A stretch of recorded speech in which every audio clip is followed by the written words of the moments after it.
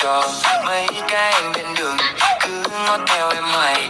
Ơi cô em dễ thương cho anh biết nhà mai anh ở luôn nha. Ơi cô em xin tin ơi, anh đây muốn được làm quen em, cho anh theo cùng em đi, anh đâu có làm gì em đâu. Mai anh qua nhà em chơi, xin hai bắt được làm quen em. Ok đi xin tin ngày mai anh tới tới tới tới tới. Này cô em túi xì tin, nhìn em hip hop xì tin, từng đêm thương nhớ về em sao anh chẳng thèm cho anh chung lối.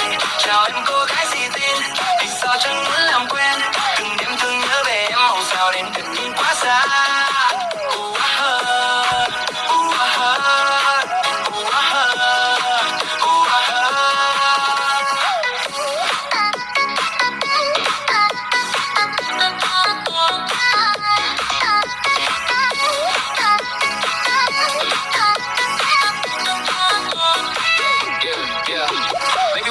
Talk for a little while, share dumb jokes in your favorite style. I don't need a mansion or a perfect ride, just your laugh sitting right by my side. I don't really know your favorite song or the reason you stay up so long, but something tells me we could get along like a melody where we both belong. Can I get to know you tonight?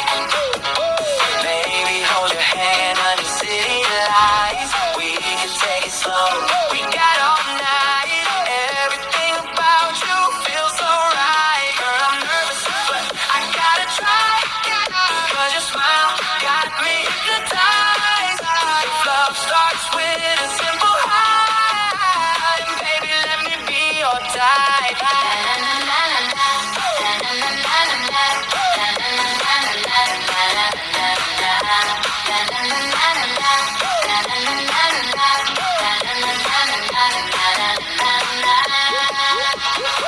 Bước theo cô nàng, hỏi thăm cô nàng.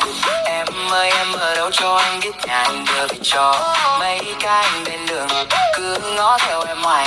Ơi cô em dễ thương cho anh biết nhà mai anh ở luôn nha. Ơi cô em xin tin ơi, anh đây muốn được làm quen em, cho anh theo cùng em đi, anh đâu có làm gì em đâu. Mai anh qua nhà em chơi, xin hai bác được làm quen em. Ok đi xin tin ngày mai anh tới tới tới tới tới. Này cô em túi xì tin, nhìn em hip hop xì tin, từng đêm thương nhớ về em sao em chẳng thèm cho anh chung lối. Chào em cô gái xì tin, vì sao chẳng muốn làm quen, từng đêm thương nhớ về em mong sao đến gần nhìn quá xa.